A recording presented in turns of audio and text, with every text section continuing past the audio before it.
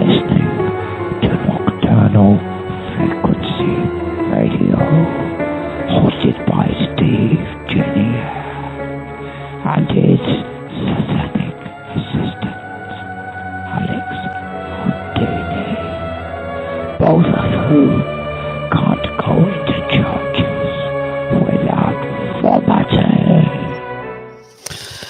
Hey, we're back. Season 16. 16 seasons. Well, not in the bag yet, but we're back.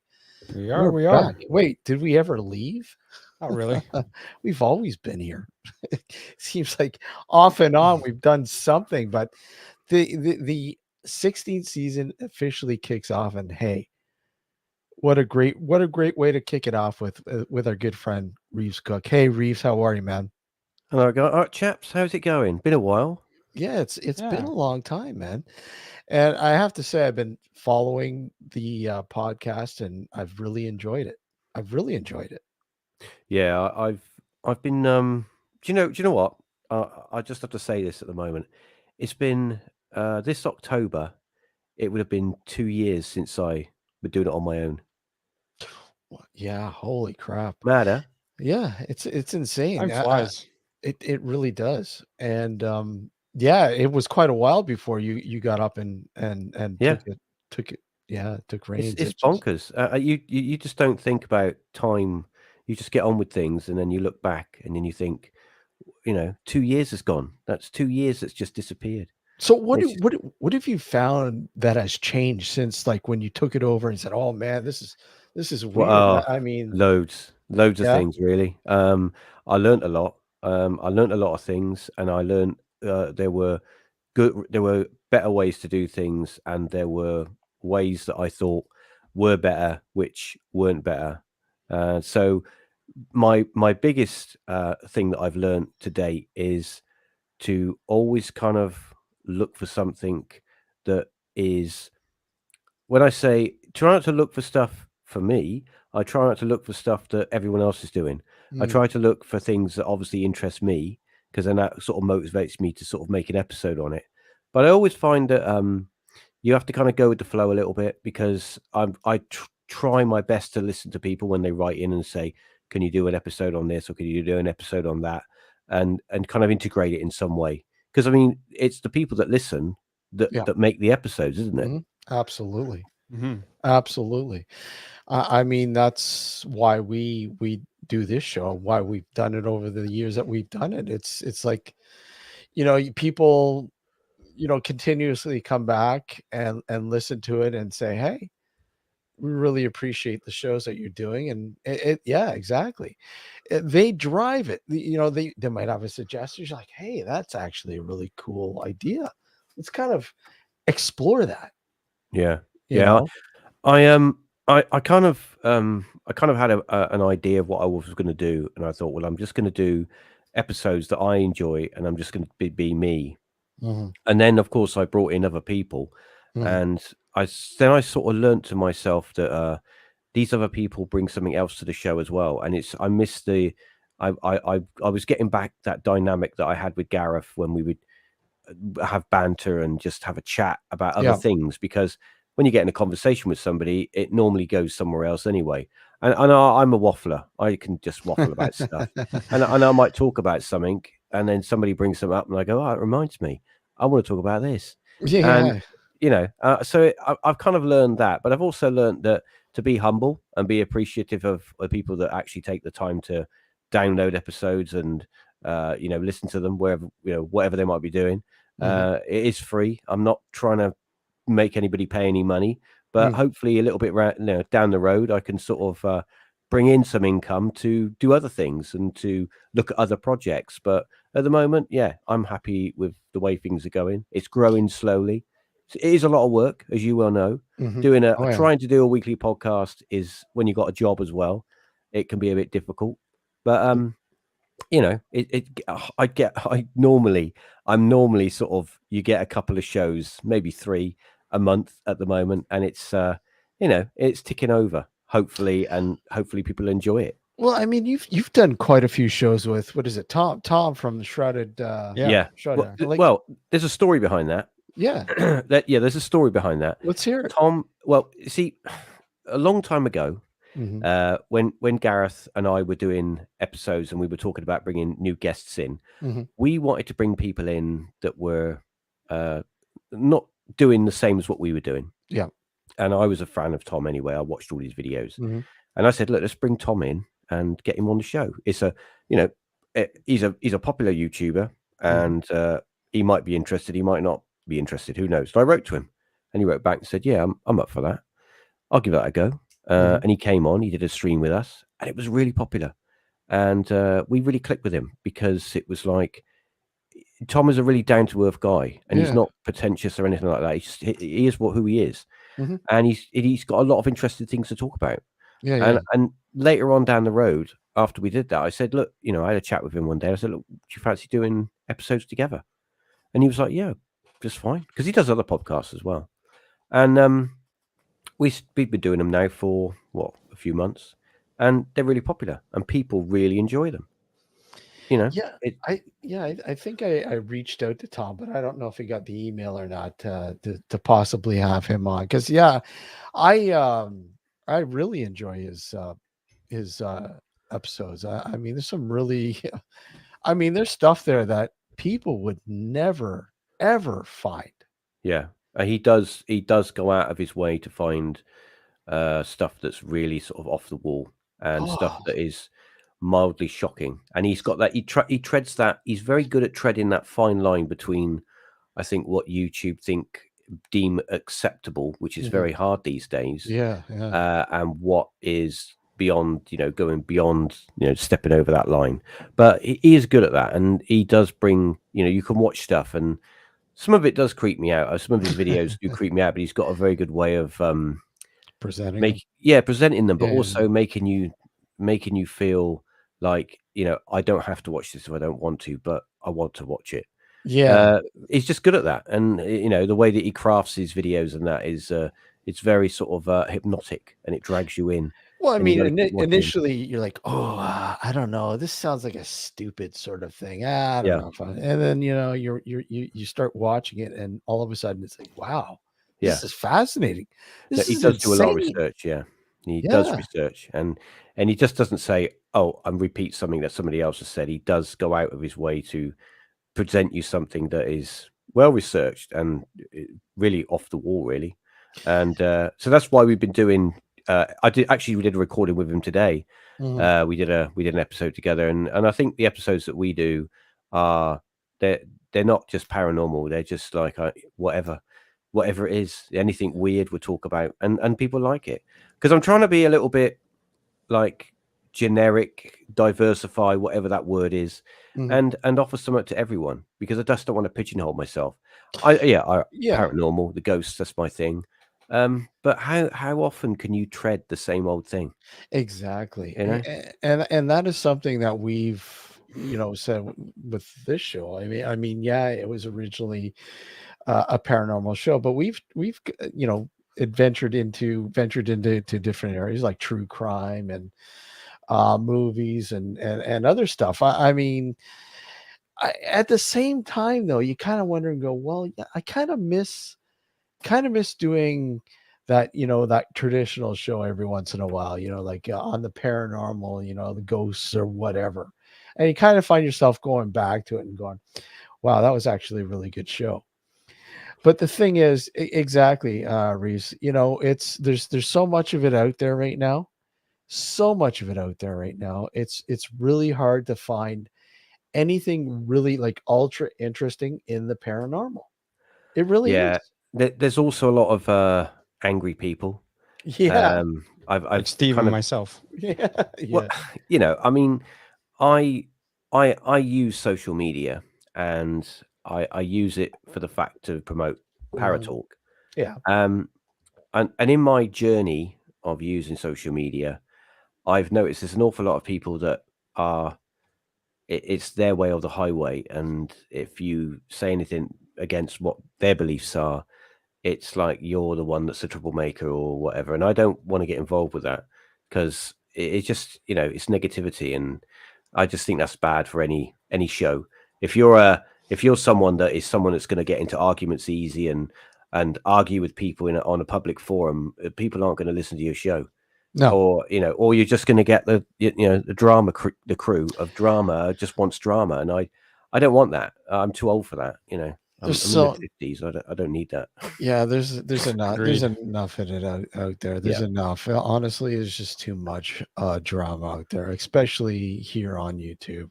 There's people that just live for that shit, and that drives me crazy. Yeah, I mean, you don't accomplish anything, and honestly, I'll be brutal. I mean, people don't respect it. Well, yeah. I use social media. I put my shows on social media, and I also engage with people that write to me if they like the show and that. But I don't want to do drama. I don't want to do drama, and I can't do that. Since in the last few years, since the since we had the the cough. Since we had that, the cough, yes. I have to be careful because YouTube and all. Yeah. But I kind of, my mindset on a lot of things has changed when it comes to doing a show, having a job, work-life balance, and it is quite important. And it's kind of like I look at the podcast as something, as a way of an outlet. I suppose I've got the band as well, but the podcast is something that's like a personal outlet where you can just focus and zero in on something that only you do, and it's a nice feeling to know that you can produce something and put it out there on the internet, and all these people around the world can download it and listen to it. I think that's amazing. So how's the band? Like, we haven't really talked about the band. Like, I mean, how's that going? How's the band? The band. Well, tell us a little bit about the band. Well, yeah. I mean, I've been in a band for, crikey. We first formed in 1983. Oh wow, that long! Wow. Yeah, and we were at school. We were like little fresh-faced 14-year-olds thinking that we were going to be the next Jam. We thought that we were the new kids on the block. It's like everyone's going to love us. And when you get a bit older and you play a few pubs and you leave school, you realize that you're just one of many bands, and you're not that special, and all you can do is try and be as good as you can. And it was just fun. I mean, we grew up in the music scene, and I was lucky enough to work in the music industry for 13 years. So it kind of kept me hooked into stuff. Yeah. But obviously, if people went and had kids and stuff and babies and all that, and for many years, 20 odd years, we didn't really play together. We were all mates. We're all mates now. We all went to school. We all grew up together, but we didn't play together. And some of the members went off and did other projects, stuff like that. But it was in 2014. We were at a barbecue, and somebody dared us to get the band back together to do a one-off gig, a local gig. You guys have barbecues over there in the UK? No, I'm just kidding. We actually had a sunny day. Yeah, we had a sunny day, so everybody had a barbecue on the same day. Yeah. It was it was we were all together. It was a group of us, and we said, right, we're going to do it. And obviously, around that time, things happened. My dad passed away, and I was left some money, and I thought, do you know what?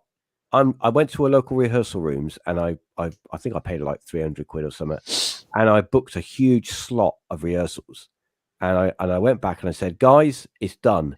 I paid for a studio, we're booked in, and we're going to rehearse. And they were like, what? So we're committed, and we agreed to do a gig, and we had I think it was 4 months to rehearse, because we were playing in town at this bar, this music bar, and the clock was ticking, and we hadn't played together for like 25 years.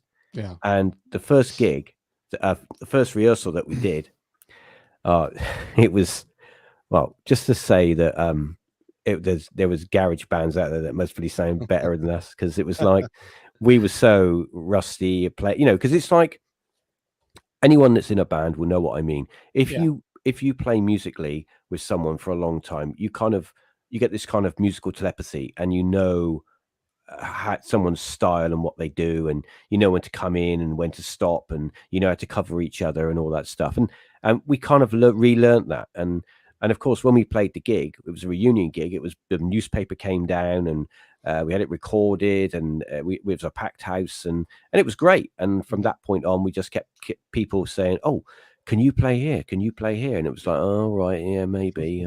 And it kind of snowballed from there. And to say we've been back together now for I think we're back together for about 7 years, 8 years, and we've done over 40 performances, and we've been fortunate enough to play with members of Stiff Little Fingers, Secret Affair, Bad Manners, lots of other like smaller but reasonably famous bands. Yeah. And I'm just very fortunate to be in that kind of that area of moving up. We're not doing pubs anymore.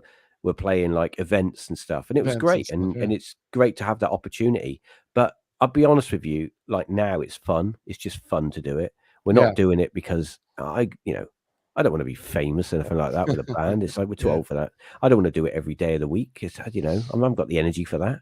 Do an hour and a half on stage, and I can barely stand up afterwards. Yeah, but wouldn't it freak you out though? Like all of a sudden, one of your older tunes or something went viral, and people are like, well, who the hell are these guys? Get these guys. Funny you say that. Yes, because we did a gig. It was about a month ago. Yeah, it was a charity gig, and somebody came up to us, which an old fan of ours who used to run a fanzine, and he gave us our first published break. And he reviewed one of our EPs, and he said, "Oh, he's got a friend that's doing a compilation album, a vinyl album. And can you send one of your tracks in, please? Because he's potentially wants to put it on it. So it's going to be in all those years of trying to get onto an album, even a compilation, something like that just falls in your hands, and it's just there. Yeah, and you don't have to try. Somebody's offering it to you. So that would be great. That would be kind of like a little bit of a grail moment for us to actually hold an album and think we're on this album and it's vinyl, not CD. It's not an MP3. It's vinyl. We've always wanted to get on vinyl. And we were at a point where we were going to do a double A sided single, and go into the studio and record some new stuff and just actually like self-produce it. But it's just like, it's money, man. And it's that's it. Yeah. And it's time. We got to go in the studio, you got to record it, you got to do all that stuff. And it's like, as much as I enjoy playing music, I just, I don't know if we've got the time and the energy to do that. And if we got, we've definitely got a following, but it's like, it's just, have a t-shirt, we got some t-shirts, buy a t-shirt, but having someone else do it for you. And then you can say, oh, if you want us, we're on an album, go buy it. That's great. And, I'm all for that. But yeah, being in the band, it's good fun. I enjoy it. And it's great to go out and meet different people. But it's not the be all end all like it was when I was a kid, thinking I was going to be like the next, Nick Kershaw or Duran or whatever, Well, that's the thing. I mean, it's like anything in life, right? I mean, you when you're younger, you have this plateau that you kind of figure or you'd like to reach, and you find out when you're actually in the arena, you're like, oh, okay, this is a lot harder than it seems. A lot, a lot. And you work your ass off, and you make some some headway or whatever, but you just never reach that sort of goal. And in your case, you're like, okay, it's fine. We're back together. We're playing gigs again. We're doing it for fun. We're doing it because people love it, and we love playing with these other bands, the community that surrounds it, and all this kind of stuff. Yes, and that would be cool. Still, I think that in itself. Put it this way: since we go out together, and since we don't really care about being famous or anything, which you can't really, you're barking up the wrong tree if you're in it for that. But it's kind of like we've had more opportunity and more doors open for us since we got back together, and we've played some great venues that we never thought we'd play. We'll put it this way: back in the day, the city next to us, they had two venues, the Beer Keller and the Fleece and Firkin, and they were like the top venues. All the the big pop bands would play there, chart bands and stuff. And if you were going to see a band, you would go up to there and see them. we played both of those now, and we played both of those. We stood on those stages and played, and it's like the beer keller is no longer around. But you had so many bands play that, and also the Fleece and Firkin, that's still around. But you've had so many famous bands coming up from the 80s, and just it's an experience, and it's like such history, and you stood on the stage, and you're thinking, I'm stood on a stage that I remember being here 40 odd years ago, looking up at this stage, watching whoever, the House Minds or whatever, playing, and I never thought that I'd be on that stage one day, playing my bass, and everybody's cheering and clapping, and there's me on a big screen, never thought that. But it's weird how life throws those curveballs, and it's like you can't make those moments happen. They either will happen or they won't. It's just lucky. You obviously had and we've talked about this. You had already had this passion for the paranormal. Yeah. And then how do you find it? Did it change or alter with when the music became like at the forefront? Well, see, here's the thing. When you're in a band, it's all about being cocky and being, sure of yourself and impress the girls and all that stuff, Yeah. You don't go up to a girl and go, "Would you like to come to the dance? By the way, do you have you ever seen a ghost?" You don't say that, because they just think you're a bit weird. Alex has. Well, okay, but that's if you don't want to have a dance. Yeah. So I never mentioned it. I kind of when I got to being a teenager, I kind of put all that to bed, and to me, that was something that I only spoke to a couple of my friends about. I would go home and I'd read like the Unexplained magazine and read some books and stuff. But when I was with my mates, it was all like girls and playing music and pop bands and stuff. But the two things were very separate, and I didn't really watch a lot of the paranormal stuff. I was into sci-fi. We were all into sci-fi. Everyone was into sci-fi back then. The era of the late 70s and early 80s, you had some of the best sci-fi films that were ever made. Absolutely. You had your Escape from New York and all that stuff. Star Wars, and the only Star Wars, by the way. There is no other Star Wars. But but so you had all that, and it was a great time, and that's all you wanted to do. And of course, the video revolution and all that stuff. It was just brilliant having a video recorder in your front room that you could watch films. It was just amazing. So the paranormal for me it was just there, but it was something I was interested in when I was a kid, and it was just it was shooed away. It was only when I got older, maybe, I don't know, maybe 27, 28, that I started to sort of rekindle an interest. And I tell you what got me interested again was things like the Dulce Wars and the Dulce Papers. Oh yeah, okay. And people talking about Area 51 and also abductions. People talking about the abduction phenomenon and stuff. And of course, by this time, the early sort of 90s, it was all crop circles. Where Doug and Dave were busy making crop circles all around the world with their planks of wood, and they were on the telly, and it was like I started to get interested again.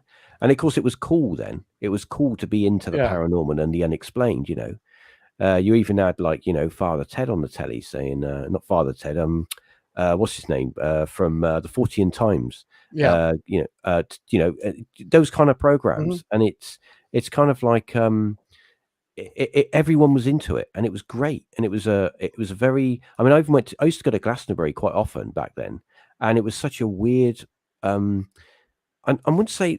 Don't get me wrong when I say weird as in like odd. It was a very strange feeling being in Glastonbury with lots of people that were like-minded and into looking for UFOs and looking for crop circles and stuff. And I remember going to Glastonbury and staying over at friends' houses and stuff. We would go and walk around the fields just looking for UFOs and staying out and watching the sky and stuff like that. And it was like, with your tie-dye T-shirts on and stuff. Yeah. And that kind of got me back into it. That sort of stuff, it was the TV kind of kick-started me, but going out and hanging with these people, and it was It's great fun. It was absolutely great fun, and I met some. That's the best part of it, to be honest Yeah, with you. meeting the people and hearing those people's stories. And when it's interesting when you hear people's talk to you and say, "Oh, I had an experience and I saw this, or I experienced something like an abduction," and then you're thinking to yourself, "Okay, I'm open-minded. I'll listen to what you got to say." You know, I'm not. You're not. When you're with other people who aren't sort of into it, when you're younger, you're more likely to sort of take the mick and go, "Ah, he's a bit mental."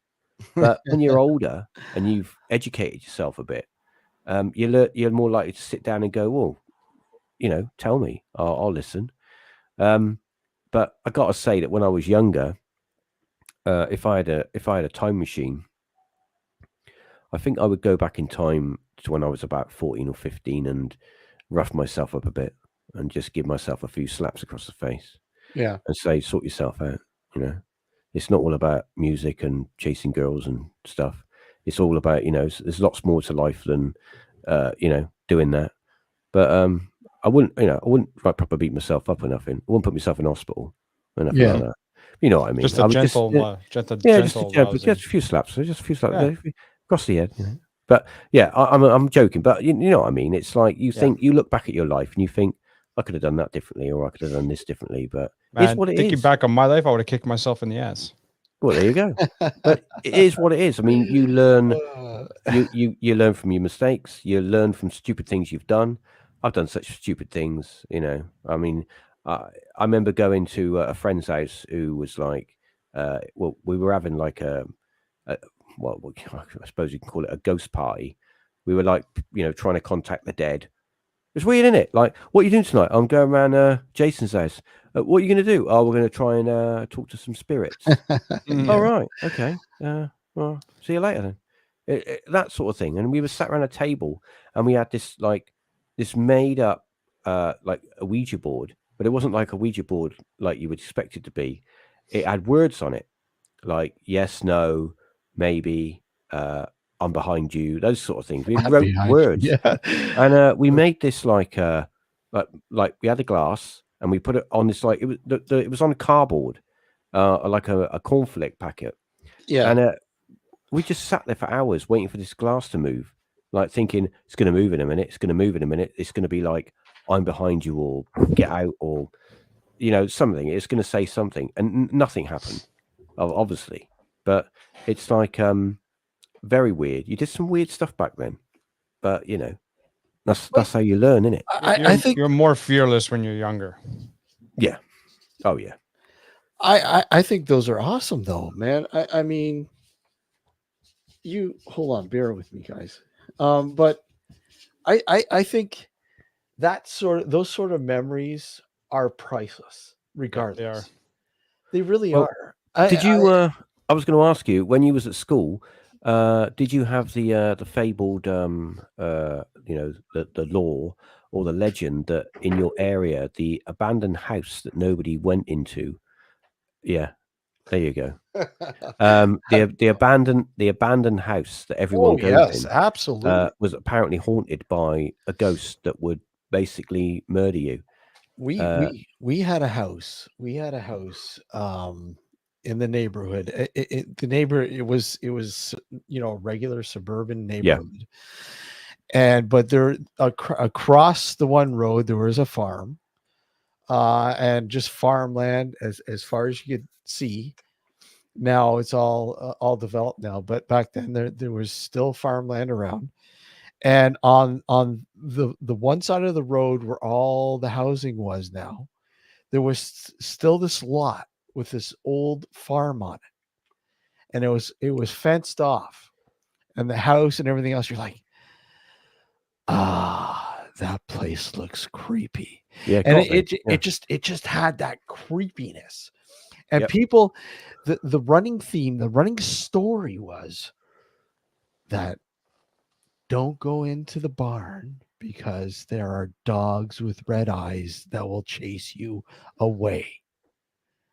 And a There you go. doll that sat on the chair and it would rock by itself, and all sorts of things. Wow, it's So better than going into a barn with a donkey with an erection. but I remember going. I remember going with a friend to this place, and climbing over the fence, and going into the barn, and keeping our wits about us about okay, keep your eyes out for dogs. There's apparently some ghost dogs here, and when you're a kid, you're like, oh man, maybe we need to get out of here. This place is creeping me out. And it's funny because I remember going into the barn, and it was just an open barn. There was nothing really left in there. There was some farm machinery left, like a tractor Yeah. was left in there, and the picks and blah blah blah, the farm tools, and that's about it. Some hay, and we're kind of making our way through the barn, just looking at stuff, and the houses in behind, there was a dog in one of the yards. It started barking.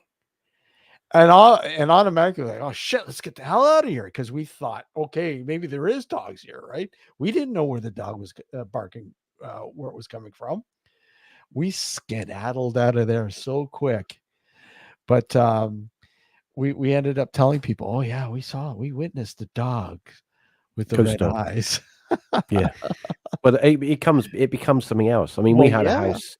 We had a house on a top road. I lived in a outside of a small village, and in the village there was a house which was abandoned for many years. It wasn't in ruins; it was just nobody lived there, and it was empty. But it Mhm. still had like some of the furniture and that in it.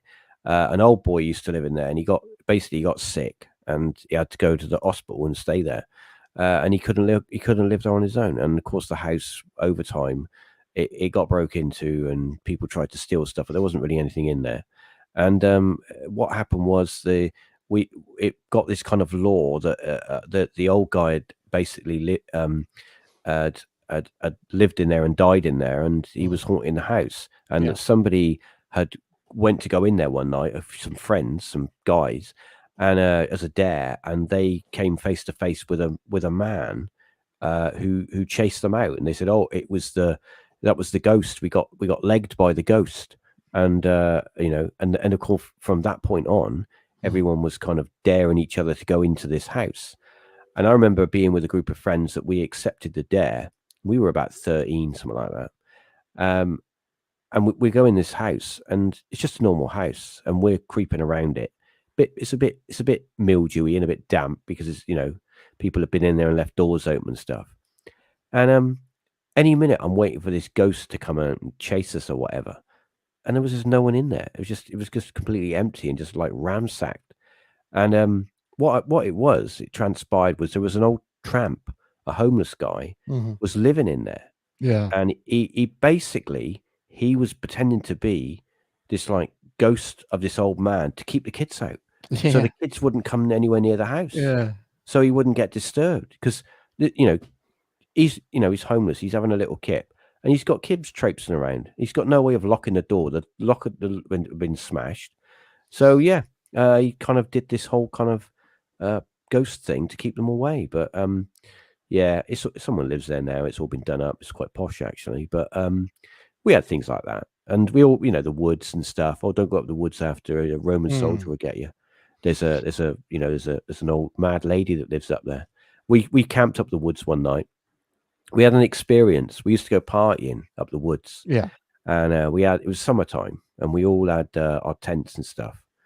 And we drink some beer, playing a bit of music, and we said, "Oh, it's getting late now. Let's go to sleep." So we're all in our tents, right? And we're still talking to each other, and we're like, "Can you hear that?" And somebody's outside, gets outside, and he's going, "I can hear something."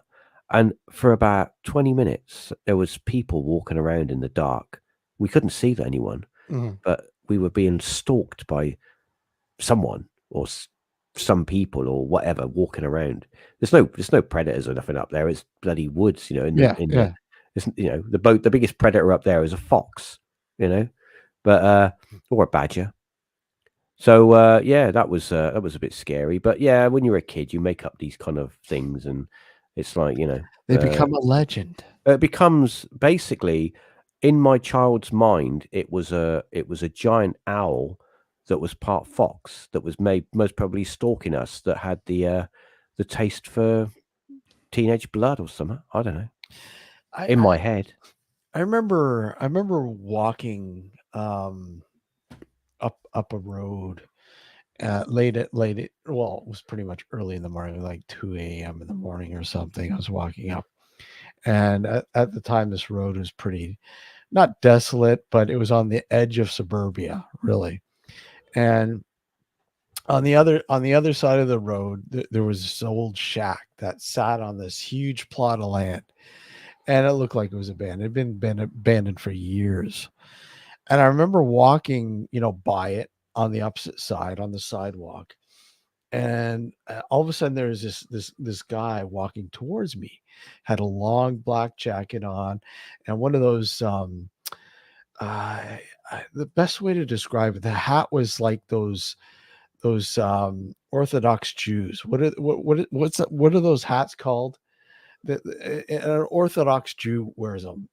Yeah, Like I know what you're talking like about. a I just don't know the name. little skull cap thing, or Not a skull the- cap, the but the full hat, one. the big. Oh hat yeah, I know the one with the brim. Yeah, I know the with the one. Yeah, brim and Yeah. the top part. yeah. And he's walking his heads down, and he's got a beard and just like, okay, whatever, just weird, but whatever. He walks, and then all of a sudden, just before we're about to cross, on the sidewalk, he beelines towards the road, crosses the road, and walks towards that shack. Right. And okay, whatever. And he went inside, and I stopped. I'm like, okay, that's kind of weird. I mean, as far as I know, it's just a small little shack, like a tool shack. Okay, what is that guy going in to take a piss or something? Like, why is that guy going in there? So I waited and I waited and I waited to see if the guy would come out. Never came out. Never. I'm like, okay, so I am bold here. I'm going to walk across the road and go and open the door. So what do? I walk across the road. I'm so curious. I'm not curious cat, I walk across the road and I slowly open the door, waiting for this guy to go, come out or whatever. There was nobody in there. Not a soul. How big was this? Very shack? small, very small. It's like a little garden shed. Like a little garden shed, like a little tool shed. An old that thing had been sitting there probably since the early 1900s. And there was no one in there. Nobody. And you Gone. saw this person go in I there. saw him go in there, and I swear unless there was like a secret compartment where the guy, like, some sort of thing on the ground. I don't know, but there was absolutely no way for this guy to get out. That And if reminds he me of a. and if he did, you'd see him cross Yeah. the field like it was just an open field. That reminds me of a story. Steve, our lead singer of the band, schoolmate, we grew up together. Yeah. He way back in the 80s, he was walking home. From dropping his girlfriend off, walking his girlfriend home, Mhm. and he was walking down a laneway towards his house, Mhm. and it was quite late at night. And he got to the laneway, went straight down, and then it went directly like an L shape. Mhm. So you couldn't see around the corner because it was all like garden bushes and stuff. And as he was walking down the laneway, there was no lighting in the laneway. Mhm. He said it looked like what he could see was a carrier bag, a white shopping bag, floating in the air about waist level, Okay. maybe 2 to 3 feet off the ground. And he stopped to watch it because he couldn't fathom. There was no wind or anything. It was just a cool summer evening. Yeah. And he watched this, what he believed to be a shopping bag, floating up and down, and then it kind of glided like out of sight around the corner. It was about the size of a football. Okay. And he stood there, too scared to move, for a number of minutes, not sure what to do. he part of him wanted to go and see it if it was there, and part of him wanted to like just leg it, run away. He eventually got the courage up and walked down to the edge, the corner, and looked around the corner, and he could see out of the road and straight down the road. It was the only place it could have gone, unless it went straight up in the sky. But he looked and he couldn't see anything, and it was gone, completely gone. It was said it was the most weirdest thing he'd ever experienced. It was something. It was as if it was like when you see a shopping bag blowing around in the wind. It was like that, but it was no wind, and it was. I reckon. I'll tell you what I think it was. I reckon he witnessed something like ball lightning. That's what I think. A possibility, yeah. That's being I'm putting my Spock head on here. Being a summer evening, right? A summer evening, and it being quite a charged, staticky evening when summertime. It's always a chance for thunderstorms. I didn't ask him actually if there was any rain that night, any thunderstorms, but and maybe, just maybe, the conditions were right for something like that to happen. I've read of cases where people have been sat watching their TV, and these plasma balls have come through the window, just come through the window and gone to the nearest electrical source, which being television, and the TV's gone pop. So yeah, I've read of cases like that. So I reckon that's something he maybe saw. I don't know if it was a spectral ghost or whatever. And there are a lot of ghost stories from around here, but I think it was more likely something like that. But it scared him. It did scare him. I know a few people that have seen things like that. Yeah, I mean, those are the stories that intrigue me. I mean, personal stories that just defy logic. And I mean, yeah, you want to put your, like you said, your Spock hat on and say, oh, okay, try to understand it, and okay, look at this is possibly what happened, but in the end, even when you do try to explain it, and there's possibilities, the fact that this happened, it's like when an event happens, unfolds before your eyes, and it defies reality. Yeah. That reality has now been thrown out the fucking door, because let's be honest, Reeves. I mean, we really don't know what reality is. I mean, we have thoughts and what we're brought up to believe what reality is, but I mean, do we really understand what reality is? We only perceive reality through the senses that we're given, and the senses that we're given are quite they're quite restrictive in a way. Exactly. I mean, our sense of smell is only so sensitive, and our eyesight we see in a particular spectrum of light, and and anything out of that we're not going to see it, and it might already be there. There might be lots of things going around that that's where the whole UFO thing, the whole UFO debate was going. Well, it was there and it just vanished. Well, I think it's still there. It's just it's been able to change its the light spectrum that it's in, and we're not seeing it anymore. I told the I make these weird stories up on ParaTalk, and I don't know which episode it was, but we were talking about this, and we were talking about the paranormal and UFOs and stuff, and I said, look, put it this way. Imagine a little ladybird, right? And he gets up and he has his breakfast, whatever that might be, a bit of leaf or whatever. And then he goes for a walk to maybe collect some stuff, some flowers or whatever. And he goes out and he collects the flowers and he goes back to his ladybird house. And that's it. That's his job done, right? And he goes back to sleep, or he has a fly or whatever. In his world, that is his world. Okay, that's his world. It's like a bee. A bee takes off and he goes for a fly, gets some honey, gets some pollen, pollinates some flowers, and then flies back to the main gaff where they live, and that's it. That's all that matters. Yeah. So outside of that, that's his world, and he doesn't know anything about what's going on outside of that. He's not worried about net zero. No. Or he doesn't know anything about what's going on in Ukraine. He doesn't give a shit because he doesn't know. And that's like us when it comes to the universe. we're still like little children, and we're still learning. And we think that the problem is that we can be quite arrogant. Well, I've got this big brush that I'm kind of painting everybody with, but I'm not. I don't want it to come across over like that. We're kind of arrogant, a little bit arrogant in a way, to think that we're the only superior. We're the know-it-alls and stuff. And I think that with this whole disclosure thing, there's if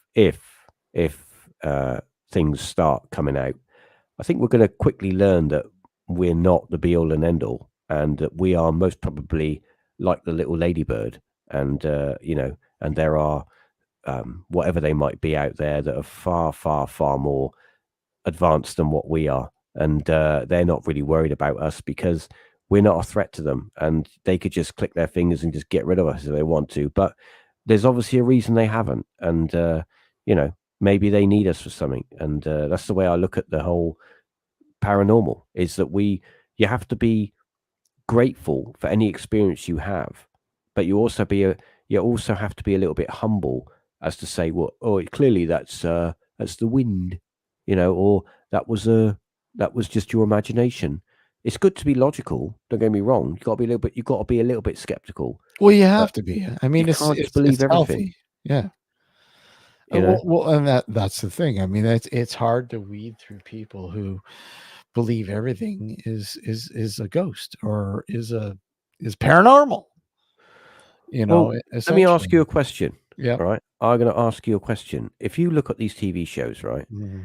Now, if you look at TV shows like, I'm not going to name any of them. I'm just going to say the TV shows. When you watch them every week, something's happening. It's got your leg, it's got your arm. I'm being possessed or whatever. Now, I mean, I'm in recent years, I haven't been to many locations. I haven't had opportunities. When I was younger, I went with my friends to places, and I visited lots of different places, and I never really experienced anything. I had a few occasions where one time I was in a castle, and I thought I saw. Well, it was a bit weird actually. Yeah. I was on a school trip, and we were in a castle, and we were in the main, like, the hall where the king, I suppose, would sit in a court. Yeah. And you would come in and go, good evening, my lord. May I have a cow to make some milk or whatever? And he would sit there and go, yeah, if you want, go and give him a cow. But I want half, Yeah. like that, that kind of place. So we're in this great big hall, and the teacher's telling us, and the guide is telling us about the history. And there's all this like tapestries and all the original furniture and this stuff. And you had that old smell, that old kind of castle smell. It's a little bit of woodworm, a little bit of damp, and a little bit of death, and it's that smell. And it's kind of like I'm looking across the room, and across the other end of the room, there's a doorway. And I'm looking just because I'm looking. I'm just looking around, and I see a bloke step back out of the doorway, and he's wearing, like, I wouldn't say, in my mind, he's wearing period costume. Yeah. But I only saw him for a tenth of a second, and I nudged my mate and I go, "Look, you see that bloke?" And he's going, "Oh, it's probably a ghost." And we just laughed, and I just carried on, and drank some Panda Pop or whatever. But it was just like, what did I see anything? Did I imagine something, or was there a bloke there who was dressed up like a 12th century lord who was just thinking, I'm going to have these kids, I'm going to prank these kids? Now, I tell you a story, right? I was talking to Rob, who is the host of How Haunted podcast. And he has done a lot of investigations. I would advise anyone, look him up, How Haunted podcast. Rob Kirkup, right? He's got a lot of amazing stories. I've got to get him back on an episode because he's got some really good stories. And anyway, so he was at, I'm trying to remember the name of the castle. It might have been Chepstow or something like that. Well, it was pretty much an intact castle. They did an investigation there, Mhm. and a guide was taking them around, and they asked does what happens here? And they said, oh, this area here, there's a little boy that haunts it, and they got these long curtains that hang down on the wall, these great big long velvet curtains. Yeah. And as they were saying that, the guide, I believe the guide said, is if you're here, whatever, little Timmy, or what, I don't know what the kid's name was, show yourself. And as he was asking, from behind the curtains, which is just a wall, okay, it was as if a little kid with a pair of hands had pushed the curtains out. And he said, there you go, there he is. He's beyond the curtains. He's pushing the curtains out. And they all stood there in amazement, thinking we're being pranked. This is being put on for us, just to scare us. And then, of course, it just faded back, and the curtains went to rest again. These are great big heavy curtains. So they went down to the area where this happened, and they pulled the curtains back. Nothing there, just a wall. So yeah, I mean, he's experienced some weird stuff. It's kind of like when we were investigating Waverly Hills Sanitarium, and there was a little kid apparently who passed away in that sanitarium years ago, and they said his name was Timmy, and that if you bring toys, Yeah, I was going to say, is it the one that plays with his toys? yeah, and it's okay. I thought, okay, whatever. We rigged up one of the rooms that he is said to roam. We rigged it up with a ball, a hard, like a heavy rubber ball, propped it on a quarter, drew a chalk circle around it, and we had a couple CCD cameras trained on the ball. Have you ever seen this? I've not seen any video that you've taken. I've seen people do experiments there with toys and balls and stuff. Yeah. So anyways, we left the room and we'd check on the ball every once in a while, and it didn't look like it moved at all. So got home, went through 9 hours of like 4 camera video footage, whatever. Yeah. And bang, there it is. It's the ball's moving. It doesn't. No, what? Seriously?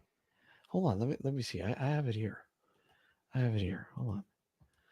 Was there any like wind or anything, or was the room? No wind? It was like it was 108 Fahrenheit. There's no windows in that place, is there, or anything? There's windows, but in that room there was absolutely no wind. Okay. But the really weird thing about it, Reeves, is the ball left the quarter, rolled around playfully, and then returned back to the quarter. Oh, so more like an intelligent. Exactly. Let's see. Hold on. Do I have the? I have the remastered version. Here you go. It's just loading up here. So.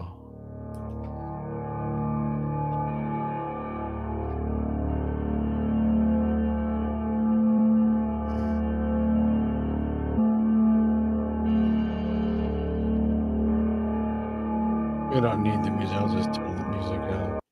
Don't need the music. But as you can see, after a little while, see the ball starts to move also slightly, and then it just goes. It just rocks and rolls. It's just really not doing too much right now. It takes a while before. Hold on, let me just fast forward it a little bit. See, there you go.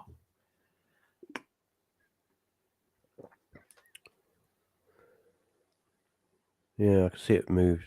Yeah, see it moving? One thing I've noticed with this kind of stuff, when you have interaction like that. Look at that. Yeah, it's almost like stop motion, isn't it? Yeah. It's almost like how can I put it? It's almost like it's an impulse of energy that's kind of forcing it to move. But it's people, when people have poltergeist phenomenon and things are thrown like stones and stuff, Mhm. it's not like it's thrown and it's sort of normal physics. It would just move and then go at an arc and fall. It's almost like the trajectory Yeah. of the object is predestined. It moves in a way that it's going to go to a certain place and that's it. So we were in the next room when this was going on. Okay, and so I checked the timestamp. I took the timestamp's not in this video here, but the timestamp. I checked it for the audio during we were doing an EVP session in the room on the other side, and basically, hold on, let me just see. Where are we? Hold on, let me load it up here. And this was captured right around. It was captured on two recorders, two separate recorders in the room. And I'll play them both for you just so you get an idea. Yeah. Where are we? Oh, come on, where'd it go? Of course I can't find it. There it is. Okay, here's the first one. Let me just I'll load them both up. Load them both up here. Get your take on them. Okay, so here's the first one here. Okay.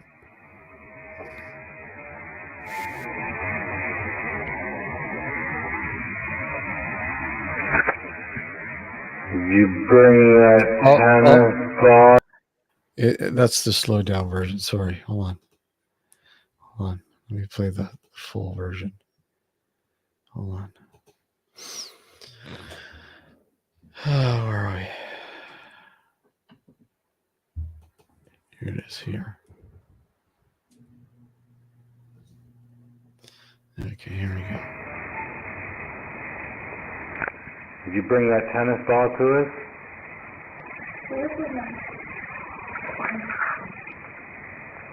Could anybody please make a noise? Did you bring that tennis ball to us?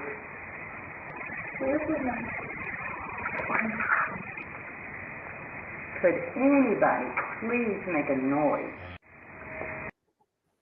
So what are you hearing? There isn't one. Yeah. So okay. So this is taken from a little girl. Yeah. So this is taken from another recorder in the same room at the same time. Okay. Did you bring that tennis ball to us?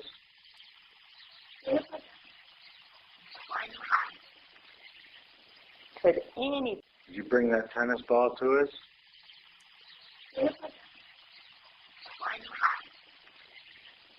could any Did you bring that So tennis ball that to sounds us? like a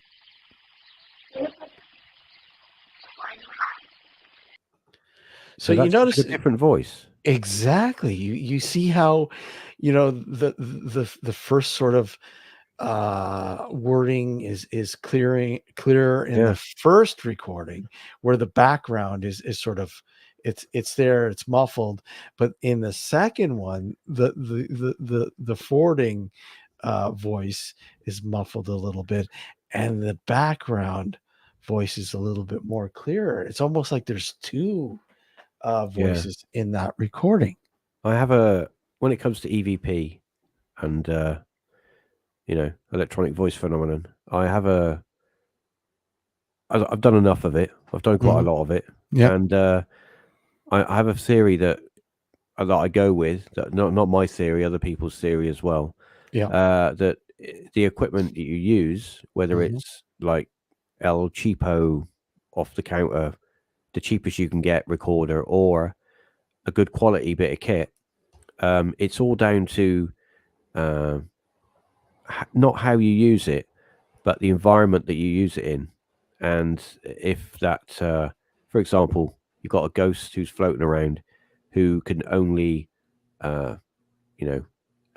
put a mental impression onto something, I think it's to do with, if that device it doesn't record it in the way that we would record our voice. You know, I just want to simplify it. If you're a ghost, you haven't got a voice box and you can't have a conversation.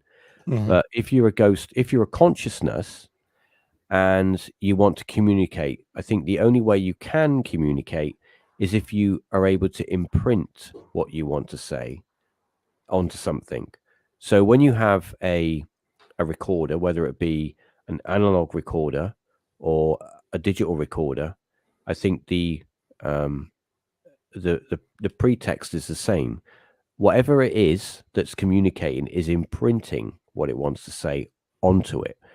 Now, when it comes to analog, I think when it imprints, it's not imprinting in a way that like it does with digital, because digital would receive differently. So it has to be done in a whether it's imprinting through some sort of magnetism, because obviously with tape and cassette, that's how it works.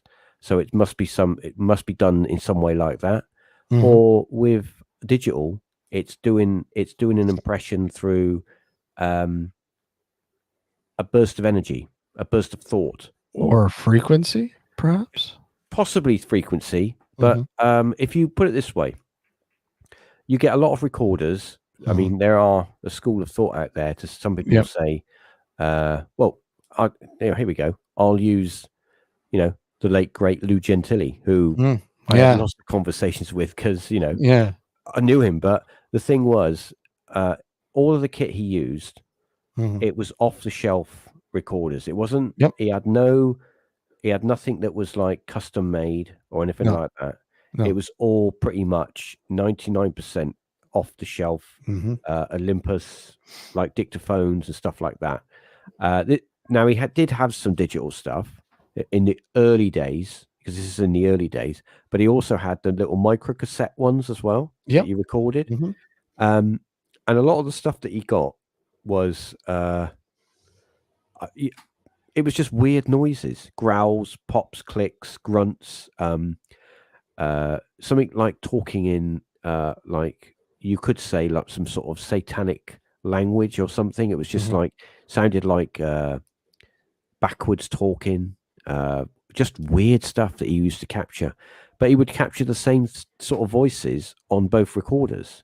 But he wouldn't say, you need this to do it. It's just that's what worked for him. But when I did EVP, I used good quality stuff, TIAC, Nakamichi, and I recorded in a proper recording studio, and I got responses which were scarily like people were in the same room with me. And that scared me enough to go, I'm going to leave this alone right now because this is all a bit bonkers. And that was good quality stuff. So whatever's out there that's where these voices come from, which I still find fascinating. To be honest with you, I want to get back into it and I want to do some more, but I just can't pluck the courage up to do it, because I think that if I did get a response, I don't want to go through what I went through before, because it just makes you realize that what you're doing is just you're not fooling around. Something is trying to communicate or connect with you. And I don't know what that something is. I'm very open-minded. I'm not going to say that everything is grandma or it's your dead parents or whatever it might be, but there is something out there and it's trying to communicate, and it tries to communicate with you. I'm not going to say it's a demon. I'm not going to say that because too many people do already say that anyway. Because I don't know, you can't really say what something is if you don't know what it is. And like I said earlier, we don't have all the answers. We've got an inkling. It would be great. It would be great if it was the ghost of whoever, and you could contact people. It would be great one day if they built a machine. Well, where you could like an email machine where you could talk to people on the other side. We thought we had it with Spiricom, but that was a bit of a scam. Hold that thought, Reeves. We're just going to take a short break. All right. When we come back. You're watching Nocturnal Frequency Radio, and of course, you'll be listening to this live Sunday night. Well, not live, but rebroadcasted Sunday night on the New Visions Radio Network. You're listening to Nocturnal Frequency Radio, and our guest this evening is the host of the ParaTalk Podcast. Oh, yes. Mr. Reeves Cooke. Oh, yes. Don't go anywhere. We'll be right back.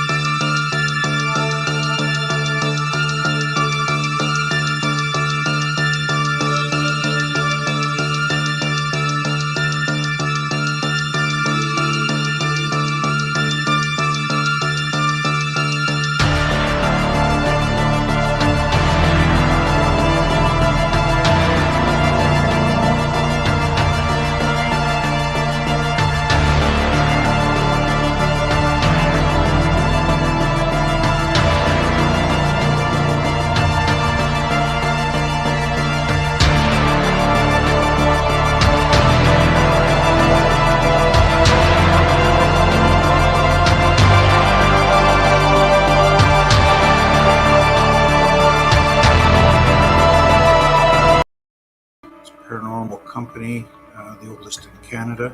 I founded in 1979, which not only makes me old, but makes me doing paranormal. I'm Richard Palmisano, the founder of the Searcher Group. It's a paranormal company, the oldest in Canada. I founded in 1979, which not only makes me old, but makes me doing paranormal research and field work for just under 45 years now. I am also an author, researcher, and lecturer on the paranormal. I've written 6 books now, and I really enjoy coming on with Steve and Alex on Nocturnal Frequency Radio, as well as listening to the shows, because there's a lot of interesting guests there. I like it, looking at this stuff, because it opens your mind to other options and other alternative thoughts. There's always time to learn new things. So I hope you join us and come and see Nocturnal Frequency Radio. Thank you. Hey guys, Kristen here, host of the Paranormal Girl podcast, a bingeable exploration and deep dive education about the paranormal for the skeptical believer. Some of my past season topics have included shadow people, Mandela effect, demons, and UFOs. Currently, I am tackling Bigfoot. I have been sharing this journey with my audience since early 2021, and I have learned a lot these last few years.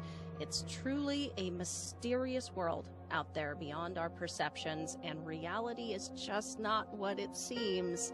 I have also, since the start, met some awesome folks like Alex and Steve, and I've really enjoyed watching and learning from them and also joining them on their show. Their guests are always outstanding, their listeners are just the coolest, and these hosts are some of my favorite people. I recommend their show to anyone looking for an intelligent and fun conversation about the paranormal amongst friends. So join me on my investigation, join Steve and Alex on theirs, and enjoy. Now back to the show. You are watching Nocturnal Frequency Radio. And that you are. Welcome back. Welcome. And Mr. Reeves, we should get you. We would love to have you do one of those if possible. Oh, a little promo. Little promo for the ParaTalk podcast, and yeah. Yeah, okay. I'll we sort would something love- out. Don't you worry about that. I'll get something would love- sorted. We'd love to have your. I have a feeling it's going to be a too. spooky one. Oh, that's what we'd love. We'd know. love a spooky one. Oh, Absolutely spooky. Yeah, getting back onto EVPs and electric voice phenomenon. Why are you so interested in it, Reeves? I think the reason that I'm interested in it is because it was the first thing that I heard when years ago. Arthur C. Clarke. Everyone knows who Arthur C. Clarke is. He had the TV show, His Mysterious World, and there was a spin-off with the Unexplained magazine. And the first issue of the Unexplained magazine, which is obviously a magazine full of unexplained things, you had do you remember those like flexi little 45s, the little flexi ones, plastic ones? They were giving the first issue had one of those, and it was entitled "Voices of the Dead" or "From the Dead." Okay. And basically, it was a collection of EVPs that had been captured and recorded over the years, and it was like a compilation of about 12 minutes long, something like that. And I got this little flexi disc and put it on my record player, and I played it, and it completely blew me away, because I thought to myself, in my little brain, that these are all dead people, and they're all having a talk, and it's been recorded, and we're listening to it now, and that got me kind of, it kind of imprinted itself in my brain. And of course, all those years later, I mean, originally I was kind of, I must say that because of my dad, I had an interest in UFOs primarily, aliens and UFOs, because my dad was a member of the British UFO network, and he was like always bringing like pamphlets back, and back in those days it was like it was all like hand drawn and stuff. It was amazing. I wish I still had those. They would just be like gold dust now. And I would look at all the pictures, and he would tell me stories from the meetings that he would go to, and he would go and do sky watches and stuff. And so the UFOs thing was where it was at for me. And of course, being taken to see Close Encounters of the Third Kind in the late 70s kind of instilled that kind of like, the aliens are here and all that stuff. And it was a little bit later on that I started getting into the ghosts and poltergeists and haunted houses and that, because I'd already been, my imagination already been kindled. And it was like that came a little bit later, but the ghost stuff kind of stuck with me, and I kind of pushed the whole UFO stuff to one side. And then at like later years, it's all mixed together now. I mean, I find UFO stuff fascinating, and I find the paranormal stuff fascinating. But when it comes to the paranormal, I do find EVP the most interesting, because I really want to know what's going on there. I really want to know where those voices are coming from. Is it, well, some theories say that it's us. We're creating them. We're creating those voices. We are mentally imprinting those voices on to whatever device you're recording. So we're basically talking to ourselves. And other people say, well, no, maybe it's the environment that those voices are imprinted on, and that we're recording those voices in the environment that they are captured in. And that's still fascinating as well, to know that that an area can have a something happened to it. It doesn't have to be horrible. It doesn't have to be violent. It doesn't have to be overly traumatic. It just has to have something happen where, Fred Bloggs gets up every morning at 5 o'clock and he walks down a certain lane and he goes to the coal mine and he does that for 50 years. The same thing every day. Residual. Well, he's imprinting, isn't he? He's imprinting on his environment. He's so focused on what he's doing. He's doing that every day. And then one day somebody's going, "Oh, I saw Fred Bloggs a while back. He was walking down there. He'd been dead 2 years, So what's going on there? Is that his ghost?" And you think about it, right? If you are a ghost and if you're a ghost, right, and you've come back and you're doing your thing, why would you do that? Why would you think, well, today I'm gonna manifest in my old uniform and I'm gonna walk to work like I used to? Why would you do that? I wouldn't want to do that. This is the last thing I want to do is go to work if I'm a ghost. I don't want to do that. I want to do ghost things like, I don't know, throw towels around and stuff and be a ghost. It's weird. I mean, it's the separation between intelligent and residual. Yeah. Right. It's the residual is like, it's like a loop of something that you might have done something in your life over and over and over, some sort of routine, something that just ingrained in that particular area.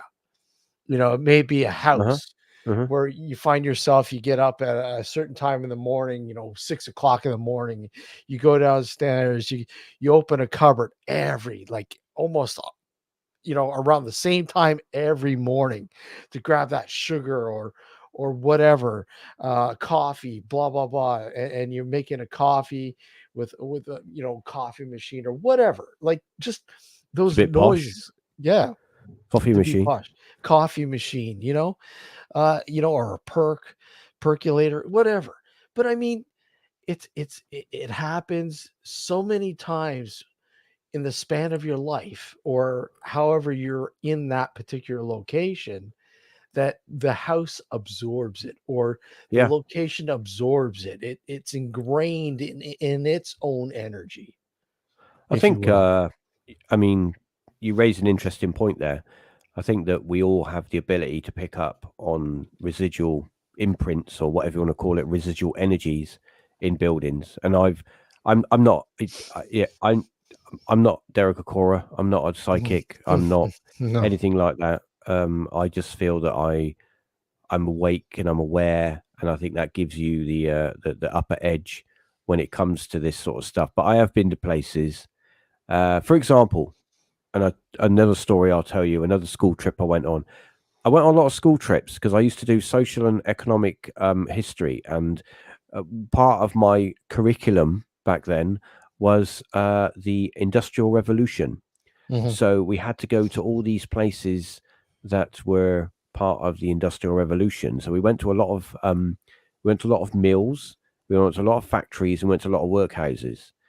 Up the country, up north, there's a bunch of workhouses which have been saved and now turned into museums, so that you can go in them and see what they were like in the olden days when people didn't have much choice but to have to go and work in these places and live.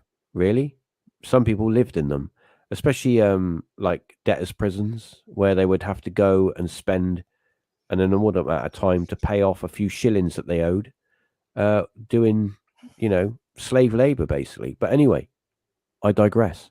So we went to this workhouse, and it was a group of us. And when we went inside, I picked up on this, and my mate picked up on it as well. It was almost like we were stood in like the main working area, like the mill where they had all the looms and stuff. It was the textiles. They're making textile stuff. Well, they weren't doing it then, but they had a few like examples of what it was like. And they showed the conditions where like they would get little kids, and the little kids would go under the looms if the looms got jammed up, and take all the wool out, and sometimes they would get caught up and lose a limb or a hand or whatever. And of course, you know, you can imagine how emotionally scarring that would be. So, and the families would live in these small cubicles, like 5 foot square. And there would be like babies in there, a mother would be in there, the father would be in there, and they wouldn't all be in there at the same time because they would work shifts, you know, so that only so. But it was like, you know, it was very very dehumanizing for people. Yeah. Now, when we went into this place, obviously there weren't people in there then. It was just like a guide showing us around. And I picked, well, I don't want to say I picked up on it because I wasn't in there going with a pipe going, I can feel a ghost, you know. I was just walking around with my mate with a clipboard. And I was a little bit older by this time. I wasn't like a little kid. I was like 14 or 15. Yeah. And it was almost like when we went to the main area where the work was done, you felt, it was almost like you felt a feeling of anxiousness, like anxiety, where you didn't want to, like something was going to happen, you know? And then we went into the area where the people used to eat their dinner, well, eat their meals, and used to stay. It was all pretty much the same thing. And it was almost like a feeling of, like, not anger, but like repression. Like, I don't want to be here. Like, you know, I want to leave. And my mate picked up on this as well. And he said, oh, it feels a bit weird in here, doesn't it? I said, yeah, it's like you don't want to be here. He said, yeah, it just feels weird. And I remember that. I remember being in that place. Now, it might have been in my head. I might have been imagining it because I'd read books on the workhouse and how tough it were. But or it might have been actually something I was picking up on. And if there's one place you think about is somewhere where people don't want to be. That's why I think that you have a lot of experiences when people go to places like derelict prisons and stuff like that, and factories where people are kind of forced to work. It's not like they go in there and they're getting a wage packet at the end of it. Well, they get a few pennies, but do you know what I mean? It's like you go to a prison and people don't want to be there. Or they're there because they've done bad things, but not everyone, because sometimes people go to prison and they're innocent, but you know, most of the time they've done horrible things. But that's another story. But it's kind of like, you know, I'm thinking maybe unconsciously we're imprinting on our environment all the time. I mean, you can go to a house, yeah. I mean, put it this way: my mate, right? He had parents, but were always arguing. They were always arguing, shouting at one another. They literally, I mean, they divorced and stuff, but they were always arguing. And whenever I called for my mate, before the door opened, I knew the environment I was going into. I could feel it. It was almost like the house was, exuding this negativity. It was because they was always arguing.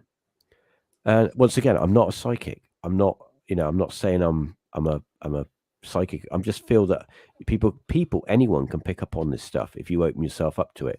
And I think that if you do open yourself up to it, it could also have a negative effect on your mental health if you totally jump down the rabbit hole with both feet. If you just start consuming everything, it can make you depressed, because I've been there as well. Years ago, I would read everything about UFOs, about ghosts, everything. And when the internet came along, that was crazy, because there was so much other stuff to watch. The early days of YouTube was mental, because people were uploading all sorts of stuff. All sorts of stuff, yeah. All sorts. And I got quite depressed over a lot of it.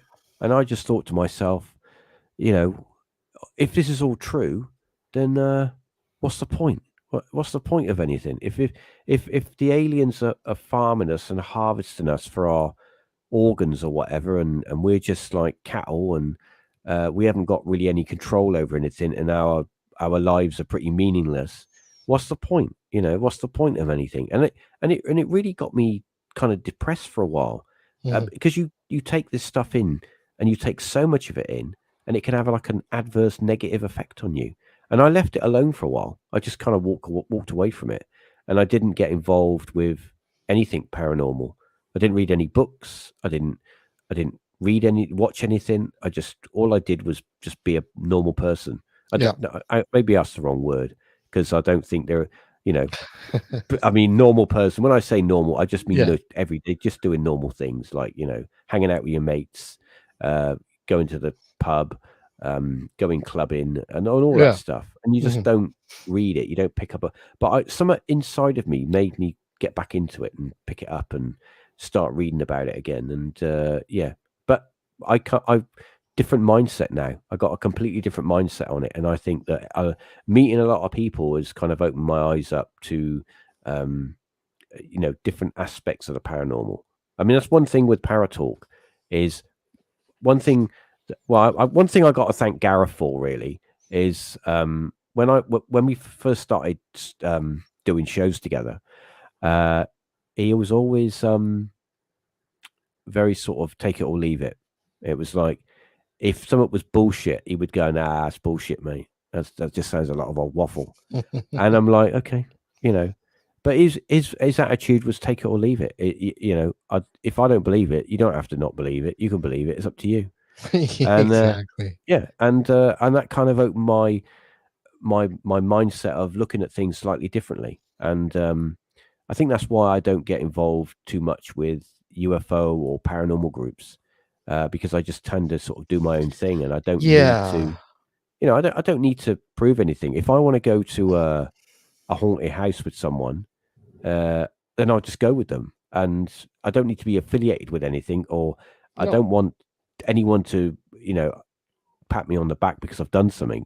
You know, if I go somewhere, I go somewhere because I want to go there. It's like, for example, I haven't picked a camera up in nearly 5 years, you know, of not picking a camera up. And I don't know where it came from, but all of a sudden, maybe 6 months ago, Okay. I just picked my camera up and I went out and I just started taking pictures. And it's like, I don't know why. I just did. And I came home and I thought, I really need to get a new camera. I need to do something different. I need to sort of get back into it. And it's really weird how things like that happen. And that's a little bit like the paranormal.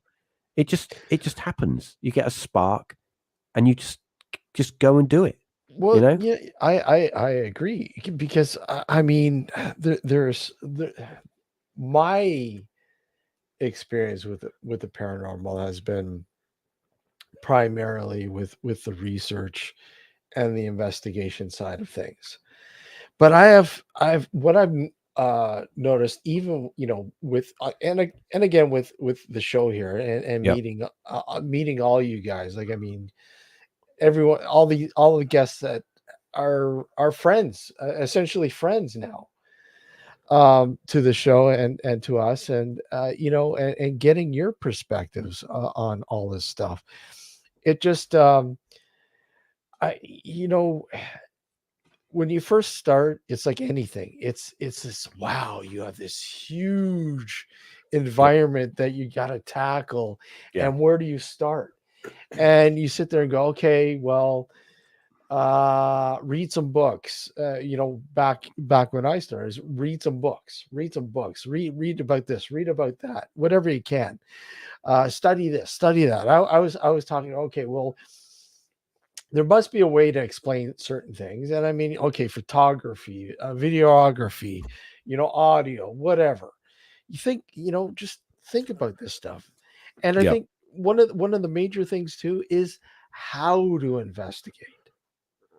People, they say, well, I investigate the paranormal, haven't got a clue how to properly investigate. Yeah. Period. The art of investigation is an art.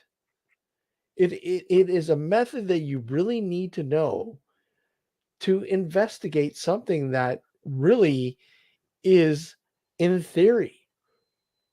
Sure, there is some scientific backing, but I mean, for the most part, when you're dealing something that is unknown to science, it's theory, a bunch of theory that you're dealing with. Yeah. You know? You have to be respectful as well. I think that Yes, absolutely. I do cringe a bit sometimes when I see people going and doing investigations and you know, come on, do something to me, push me downstairs, punch me, and Provoke. it's like, well, I don't know what a ghost might be. I don't know what if it is a spirit or an energy or a consciousness, but I'd be like, if I were that consciousness or whatever, I'd think, why are you being a dick? Don't be a dick. Maybe I will Reeves, push you down the stairs. I think one of the most important things to investigating the paranormal is, for me anyways, I don't know, everyone's different, but for me it is the high, if you will, the natural high of being able to connect something that you find that is, a finding, paranormal finding, if you will, Hmm. to the history of the location. Yeah. A person that lived there has made themselves known in an audio sort of clip, or visual, something a little bit more rare. But I mean, being able to essentially back your findings up with the history of that location, or vice versa, Yeah. I think, to Yeah. me, is an important aspect of doing an investigation, and of course researching. I think history of that particular area is very vital. So, what are your thoughts on a lot of the bigger YouTube paranormal investigation channels? What do you feel that there's any that really stand out that are breaking ground, or are they sort of pretty much sort of copying each other? It's just a big cesspool right now. It really is. I mean, I've watched some that are, I think, very interesting. They're interesting, but for the most part, it's just like, again, I just want subscribers. I want subscribers. I want viewers. It's just like the TV shows. I want viewers. I want viewers. The more, and force feed them apparent evidence. So, without explaining. I mean, there are so much things that happen in an investigation that you can explain away. 97% of whatever happens in an investigation is probably explained via the environment, Yeah. right? Yeah. Environmentally explained, Yeah. or through science or whatever. There is not always, but I mean, there is that little 1 or 2%, or that one finding, and a lot of the times it's audio. EVP, again, always seems to stand out the most, because they seem to come out of the woodwork a lot more than something visual. I mean, visual is, like a true visual capture, paranormal capture is rare, I think. Yeah. Very rare. But when you do get it, it's like, wow, incredible. And you do everything in your power to try to scrutinize it and say, look, okay, I got to explain this, but nothing seems to work.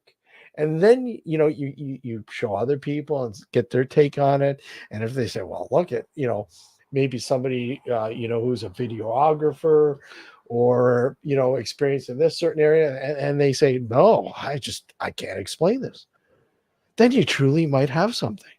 Yeah. I do think that there are a few channels that stand out on YouTube where I think they're doing something different. For example, but they're really small channels. Places like Shadow Paranormal and Staffordshire Paranormal. I've had both those groups on ParaTalk, Okay. mainly because I thought, they're trying to do something a little bit different with not too much equipment, and they're trying to use themselves as a barometer to what's going on. And it's quite refreshing to see smaller groups, but there are some behemoths of YouTube's paranormal. I'm not going to mention any names because it's not professional. But they tend to sort of have started out with good intentions, but they've fallen down the maybe unintentionally fallen down the rabbit hole of having to produce content that people are going to watch, and they're going to watch it for a long time, to keep them connected so that Watch the the full algorithm thing. likes them and shares their content. Mhm. It's a bit of a it's a bit of a how can I put it? It's a little bit of a sad indictment to YouTube that people have got to do that. But everyone's got to make a living. I mean, that's where the the thing with people saying, well, you shouldn't be charging people money for investigating their house or whatever. Well, people have got to make a living, and if that's what you do full time, then you're going to charge money for it, as long as you're not ripping someone off and just going in there and saying, yeah, it's full of ghosts, mate. There's one in there. There's one in the kitchen. There's one in the cupboard. It's going to take me a week to exercise your ass, and it's going to cost you $2,000. And then there's nothing there, and you're just making it up.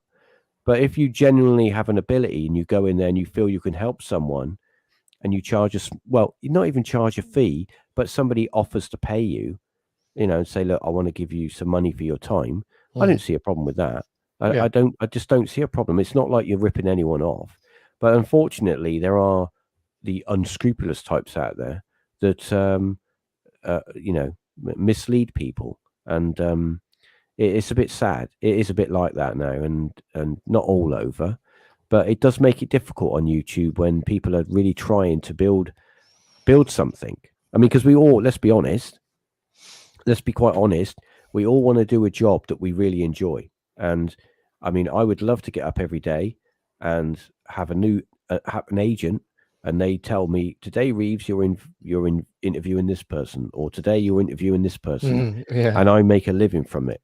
Yeah. People subscribe or whatever, or they have a Patreon or whatever, and that'd be great. But I didn't set out. Well, let's think. Going back to Gareth and I, when we started out, we never started out doing this to make money or to be famous. We never started down that road. It wasn't like, we're going to do this and become the next paranormal geezers on the internet. It wasn't that. It was more of a case of we both have an interest in the paranormal. Gareth had his experiences. I had my experiences. And we decided to do something. And we did it as a goof, really, just as a bit of a way to just tell some weird stories. What I liked about Gareth whenever he came on our show, or whenever I talked to him,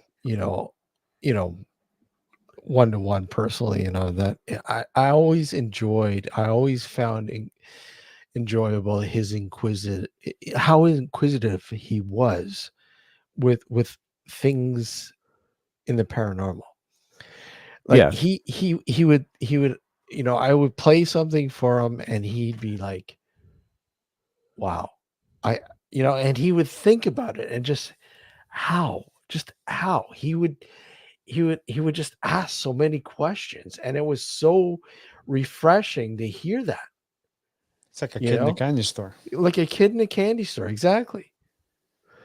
I think with Gareth, it was see, he had a little bit of an evil streak when it comes to stuff like that. Because he could quite easily lead you down a path, and you didn't know where you were going, and then he would hit you with the really tough questions.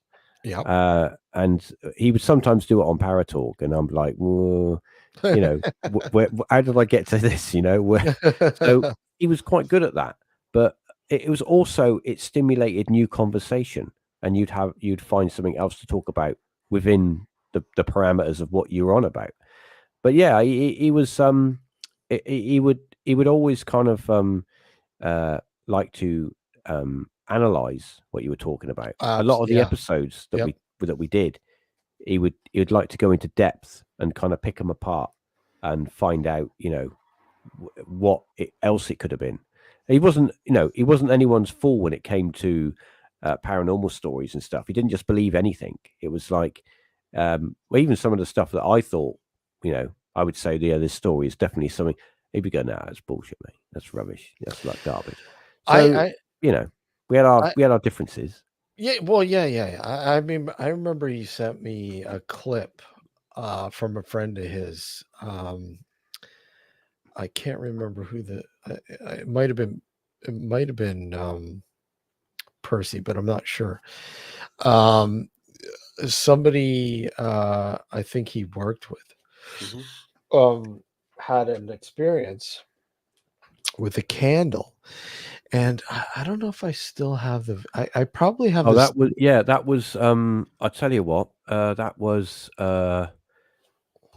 So that was a lady that he worked with. Yeah.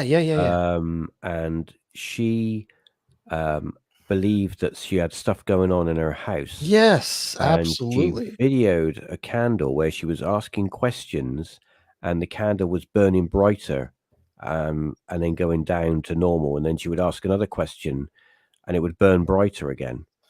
And it was weird because you could say, well, maybe there was wind, or there was a window open or something, but apparently there wasn't any window or anything like that, windows open or anything like that.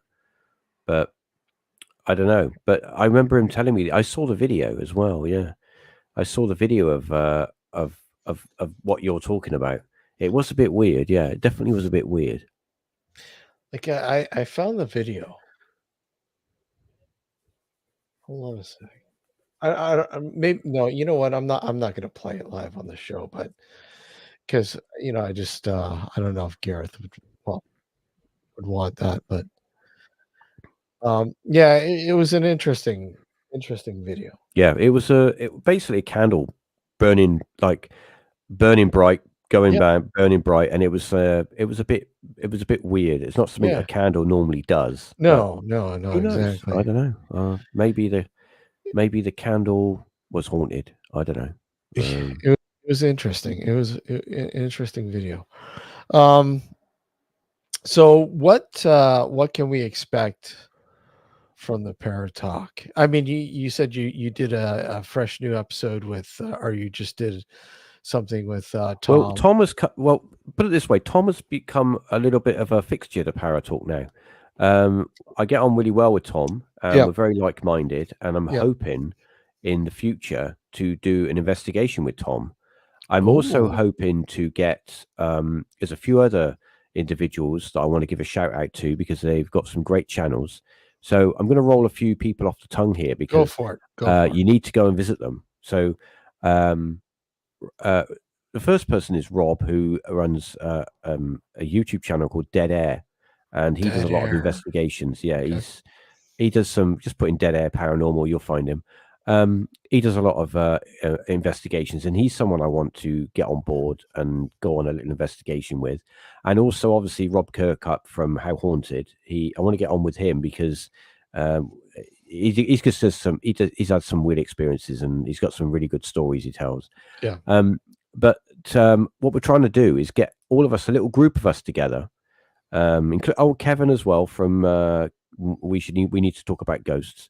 But we need to get a little group of people together, and we want to hire somewhere for like a 2 or 3 days and do like a group investigation. Awesome.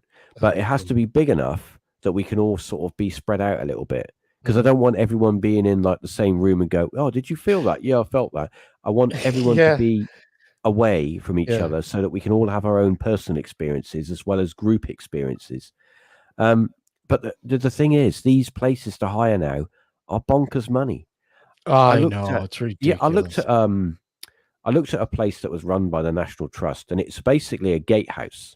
Yeah. So it was in the olden days, it was part of a castle or whatever, or in the grounds. But it's like a part of a gate. It's a house on its own now because there's no castle there anymore. And it's got, I think it's got 8 or 6 bedrooms, and it's on, I think it's 2 or 3 floors. Okay. And you can hire it. It's like you can hire it to stay there. It's all fully functioning and everything. Yeah. But it's got like a reputation. It goes back to like the 13th century. Oh wow! And it's got a load of history. And but they want nearly 1,200 quid for like 3 days. Holy fuck! It even split by. And the thing is, I don't want to have a load of people. If you had a load of people, like 8 people, that would be great. But there's too many people. That's way too. Yeah, you need a small group. Put a GoFundMe out there. Well, yeah, but That's insane. Yeah. that would be cool. Yeah. But it didn't happen this year. Yeah. But I still would like to go do something with Tom. He's a few hundred miles away, so go and grab an Airbnb for a couple of nights and maybe go to a few places. He knows a few interesting places up there, and do something with him. But he's become like a regular on ParaTalk now. We don't do every episode together, but we do sort of try to do 1 or 2 episodes a month. Where he brings a different dynamic to the episode because his thing is horror and the more darker side of the web. So he does bring that kind of side to it, and he's very knowledgeable on that, and he does bring some interesting stories. But he is no stranger to the paranormal. He's had his own share of experiences, and he does know what he's talking about when it comes to the ghosts and the UFOs and that. So he does a he's got great his own job. take. He does a great job. Like I said, I do remember the times that you guys had him on your show with Gareth, and really, really cool. And that branched off, and I remember listening or watching his show on YouTube, and again when you had him on your show. Yeah. He does an amazing job. He does a great job. He's I also want to get another episode in with Kristen as well. I think it's time I catch up with Kristen. She's great. She's been a while. She's amazing. She does a great job too. I think the last episode. Well, actually, I think the last time that we did something together was a live stream, and I haven't live streamed this is the first stream I've done since a long time. I mean, there's so many people that I've had the opportunity to. Steve and Dave of Scarred for Life did the Scarred for Life books. Well, the stories they tell, I just need to do something with them again because they've got so many things. I mean, I was lucky enough to talk to Kieran O'Keefe from Most Haunted. He's the level-headed one. He tries to find the level-headed one. He was involved in writing a book, and I had him on a show. But there's lots of things with ParaTalk. I'm trying to get a few sort of guests that have written books on to talk about their books. Can I give you a suggestion? Yeah. I think you'd have a really, really intriguing interview with him. Our good friend Fred Anderson out of Sweden. Yep. Fred Anderson. I could put you in contact with him. He also is a TV content producer. Okay. He's behind one of the more popular paranormal shows in Sweden. But first and more, he is a big UFO nut. Oh, good. He all the rage right now. He has just recently written his latest book is Northern High Strangeness, I believe it is, in Sweden. Super nice guy. And when it comes to just anything strange, Fred he's incredible. Well, I think I need to get him on an episode of ParaTalk. Yeah, he's actually coming on our show in 2 weeks. I'll check that out. 2 weeks, I'll watch. Super nice guy. And you know what? He's a wealth of knowledge too, and he's a part of he's a part of a UFO group there now in Sweden, one of the more popular UFO groups there. Super. I think you'd enjoy him. Reeves. I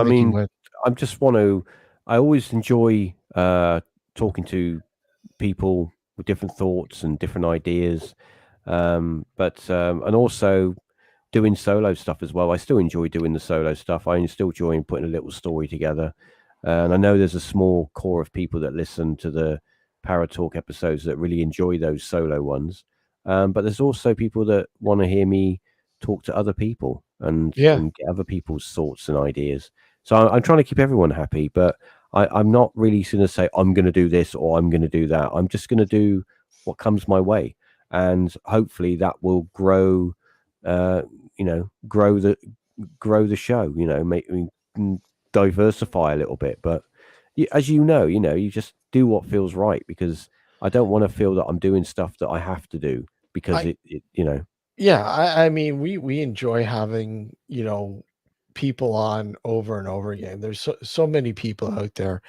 And of course, now there's quite a few of our guests that have passed oh on, yeah, that we were favorites of the show, that we had on several times, that we definitely miss having on the show now. But I mean, there are so many people out there that, wow, when you yeah. I think, to me, I think you'll enjoy having a guy like Fred on, to interview sounds him. cool. And Definitely I think sounds you cool. get along well with him, Reeves. You really would. Good. I'll I had Ben on. Actually, Ben was on. We had a UFO roundtable, okay. and Ben and Fred were on at the same time. I think Uh, I've done 1 or 2 episodes with Ben. yeah, That was a while back. I might yeah, actually I might actually get him on. But the problem with Ben is he's always quite busy with the UFO conferences this time of yeah, year. yeah, yeah. Summertime, he's always all over the place. But Exactly. I tend not to sort of bother him in the summertime because I know that he's usually somewhere wherever. Yeah, But I think near Christmas time, when it calms down a little bit, I might get him on an episode and pick his brains about what's going on with the whole UFO disclosure stuff at the moment, because that's another rabbit hole. It's another can of worms. exactly. We haven't Exactly. even touched that, but Yeah, there's a wealth of people out there, some really, really good people, really. We have somebody else that you might be interested in coming up on the show, our good friend, Michael Esposito, yeah. who is a EVP researcher, Yeah. a musician as well, and he has experimented with some of the most unusual methods to capture EVP. And I'm telling you, this guy is phenomenal. He is a direct descendant of, I got to think here, from the code Marconi? creator. No, not Marconi. The code creator of the Morse code. Oh, The okay. code. What's his name? Al. Oh God, I can't remember his last name. But it's not Marconi. It's his Marconi's partner, L Right. something. I can't remember off the top of my head. He's a direct descendant. Anyways, he is another guy we've had on the show several times over the past few years. Incredible wealth of knowledge, and you know what? Some of his work is just, it'll blow your mind away, Reeves. Well, I'm happy to hear from have anyone on that's got something to talk about. There That's you what go. people like. They like stuff that's different, and if Yeah, someone's got a story to tell, I'm all ears. yeah, yeah. As are we. But you know what?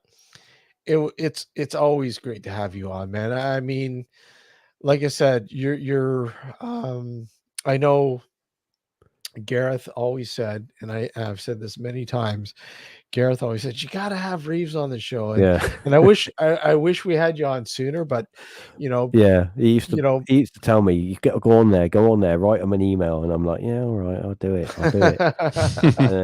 And it would then have been great to have you both on this show. yeah, that But would have been cool. that Yeah, would have been great. yeah. That would have been It great. never happened. It didn't. No, I it don't know didn't. why. I don't know why that didn't happen. But that would have been quite cool to have us both on. Yeah, that would have been interesting. Have a nice round table, dark discussion, and just go nuts. Yeah. But yeah, like I said, guys who are watching or are going to listen to this, whatever, go check out the ParaTalk podcast on YouTube and several other formats. And it's what we're talking about, Apple, all over, right? It's yeah. I mean, I'm on Spotify, Spotify. paratalkpodcast.com. You can go to the website and you can get the link from there. I'm on Spotify. I'm on Apple, Google. Just literally go to Google and put in ParaTalk Podcast and my name, and yeah, I'll be there. I'm all over there. Yeah, and you'll find me. Don't worry about that. Yeah, do check it out. I mean, it's always I love the episodes, Reeves. You're doing a great job. Keep it up. And you know what? Well, I think when we do have a dark discussion this season, I would love to have you on to be a part of Oh it. yeah, I'm up for that. You know? Definitely. Yeah. So that'd be pretty cool. Yeah, I think that's pretty much it. Anything else you want to let the people I just know? want to thank everyone for coming and listening. And if you're if you are a new listener, go and check out the podcast. And I'm always interested to hear people's feedback. If you've got any stories or anything that's weird that's happened to you, or maybe you'd want to be a guest, then from paratalkpodcast.com, use the contact form and shoot me an email and let me know. And if your story is interesting, I might put a little episode together about it. Awesome. For those listening on the New Visions Radio Network, thank you again for tuning in. Again, this will be rebroadcasting this Sunday night on the New Visions Radio Network. Once again, our guest, Reeves Cooke of the ParaTalk Podcast. Until next Sunday night, I think we're back next Sunday night, I think is our regular time slot. Our regular time slot, yeah. Regular time slot, which is 9 p.m. Eastern Standard Time. Until then, guys, take care. And thanks to everybody who came out, who are going to watch the rebroadcast or listen to it or whatever. Thank you, guys. Take care. And we'll see you next weekend. Have a good night. Have a Cheers. good night.